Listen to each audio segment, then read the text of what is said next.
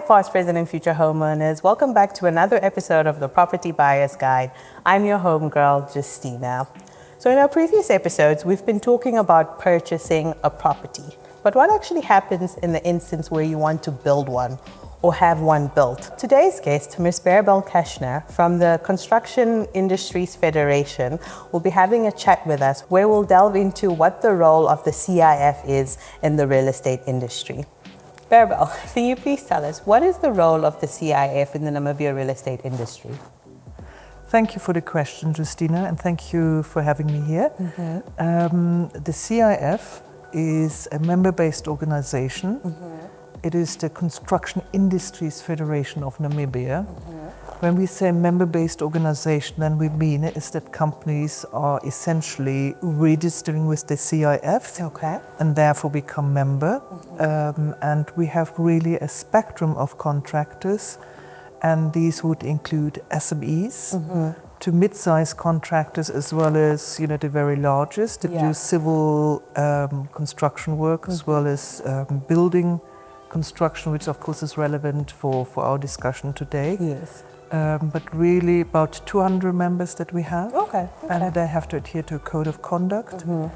And CIF is really a body that basically represents the interest of the contractors and also safeguards buyers of construction services as well and building services, that they have a point of contact where they can inquire more about possible contractors that they can engage. Okay, so it's a self-regulating, or if one is a member of this institute, then it's a self-regulating entity. Yes, it is. In Namibia, we do not have a construction council as of yet. And, like you have a medical council, which would have been a statutory body. And that not being available in the construction sector as of yet would mean is that there's a degree of self-regulation. And if companies are members of the CIF, they have to adhere to a code of conduct. And if they, if there are problems, if there are complaints, then obviously we would have to raise that with them. And worst case scenario, there are disciplinary action as well. So, so we in a sense, it's self-regulation. So if I am an individual who's looking to have my house built, for example, I don't want to, embark on this project myself, or I want to look for the services of a contractor. What role or what direction could one individual get from the CIF in sort of picking a contractor and having that process go as smoothly as possible? Well, thank you. Good question. I think it's very important that, there are many contractors out there in Namibia, and you have really those so-called bucky builders as well as some of the larger contractors more established. And I think that to really be assured that you have somebody that delivers quality service and on time, I would probably go for a contractor that is registered somewhere. And that place would be the Construction Industries Federation. Like, as I said earlier, there's no construction council. So you need to know with whom you're dealing with. And they can get in touch with us. We have a list of our contractors, and they are also listed according to, their capacities.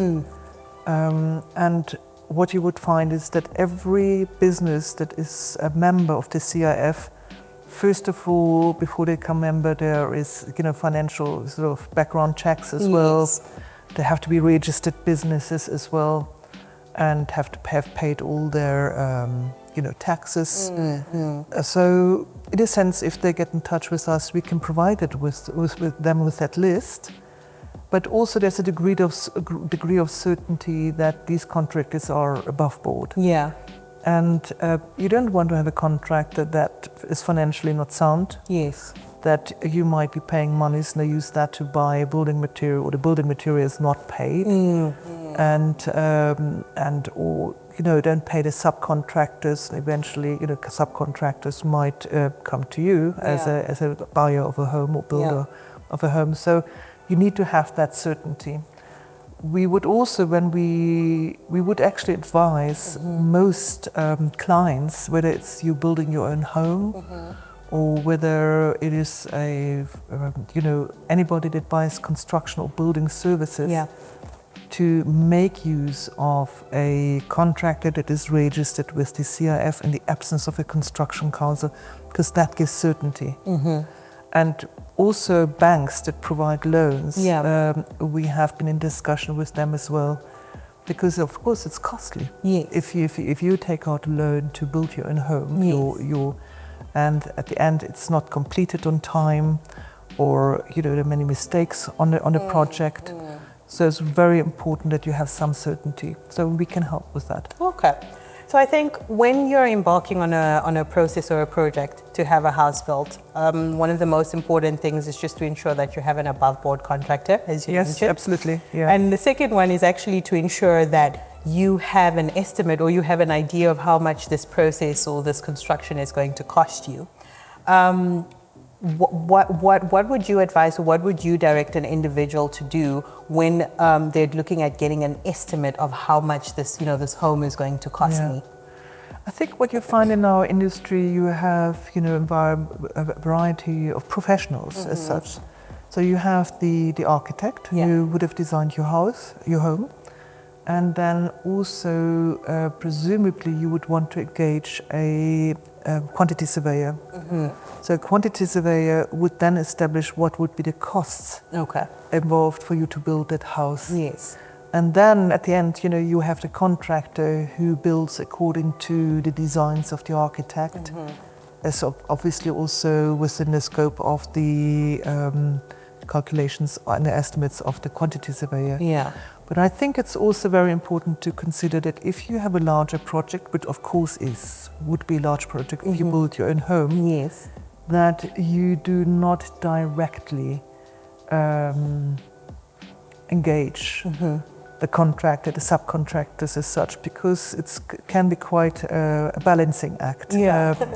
So I think it's important perhaps then to engage an architect who supervises that for you and possibly engages the contractor or in turn the subcontractor. But it's difficult as someone who perhaps is not familiar with the construction industry or with how to build a house, that it might be good then to actually involve an architect. Quantity surveyors are also principal agents, so there is, for example, the Institute of Architects, there's also the Institute of Quantity Surveyors that one can approach for more information about quantity surveyors as well. And this would then ideally be the principal agent or the principal individual that would oversee your entire construction process? Yes. Yes, and you would then basically communicate mostly with the principal agent as opposed to directly with the contractor.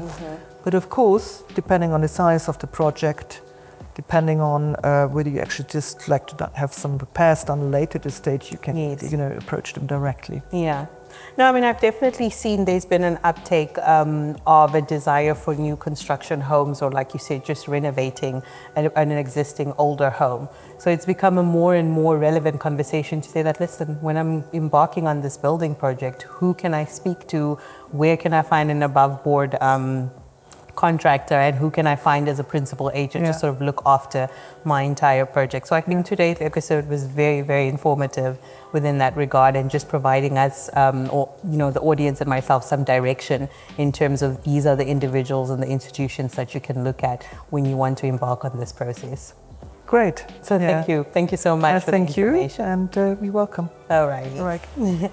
And so for our viewers at home, thank you again for tuning in. And don't forget to tune in next week for the new episode of the Property Buyer's Guide.